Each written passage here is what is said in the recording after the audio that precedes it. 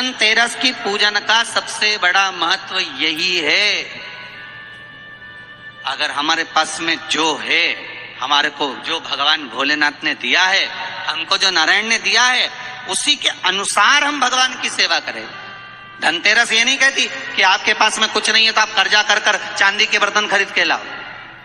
धनतेरस ये नहीं कहती कि आपके पास में कुछ नहीं है तो कर्जा कर कर आप सोने की अंगूठी बनवा कर लाओ। धनतेरस ये नहीं कहती कि आपके पास में कुछ नहीं है तो कुछ घर का ही सामान बेचकर हम दूसरी सामग्री लेकर जाए। नहीं नहीं नहीं, धनतेरस कभी नहीं कहती। माता लक्ष्मी की कथा, धनवंतरी की कथा नहीं कहती कि आप कर्जा लेकर अपने घर में फ्रिज लाएं, वॉशिंग मशीन लाएं, या सामान लाएं, या कपड़े लाएं, या वस्त्र लाएं, या आभूषण लाएं। कई लोगों ने धनतेरस के महत्व को बिगाड़ दिया कि हमको धनतेरस के दिन सामान लेकर आना है, चांदी का बर्तन लेकर आना है, ये सामान लेकर आना है, वो सामान लेकर आना। लाओ, मना नहीं है। धनतेरस का दिन ही है, धनवंतरी का दिवस ही है, क्योंकि धनवंतरी देव जब मंथन के समय पर प्रकट हुए थे, महाराज शरद पूर्णिमा के दिन जब मंथन हुआ था तो उसमें चंद्र प्रकट हुए थे।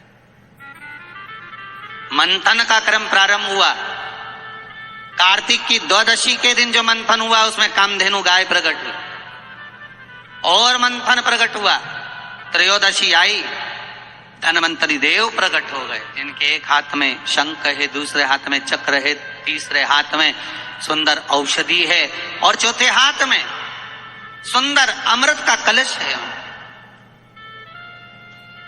स्वयं धनवंतरी देव प्रकट होते। और ये धनवंतरी है कौन? भगवान विष्णु का ही एक अंश।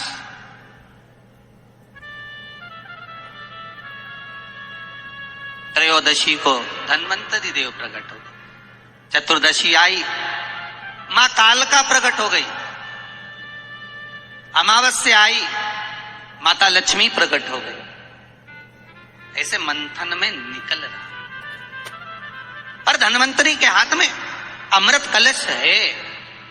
इसलिए हमारे यहाँ हिंदू धर्म में ये रीति रही है कि धनतेरस के दिन कोई सामग्री खरीदी जाती है, पीतल की, तांबे की,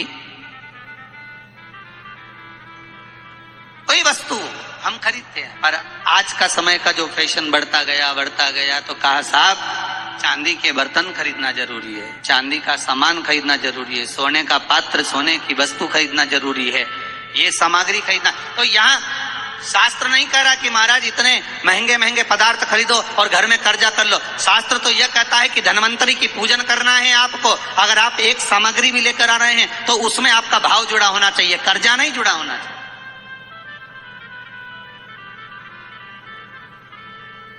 मेरा निवेदन रहेगा घर के बच्चों से भी, घर की माताओं से भी, घर की बहुओं से भी, घर की बेटियों से भी, आपके पिता, आपके घर के बुजुर्ग, आपके घर के बड़े, जिनकी जितनी सामर्थ्यता है और सामर्थ्यता के अनुसार अगर वो आपके यहाँ पर एक तांबे की एक प्लेट भी ला कर दे रहे हैं, तांबे का एक पात्र भी ला कर दे रहे हैं, एक छोटा सा वस्तु भी ला कर दे रहे हैं, तो आप समझना कि धनवंतरी देवता की कृपा हुई है और हमारे घर में आज ये वस्तु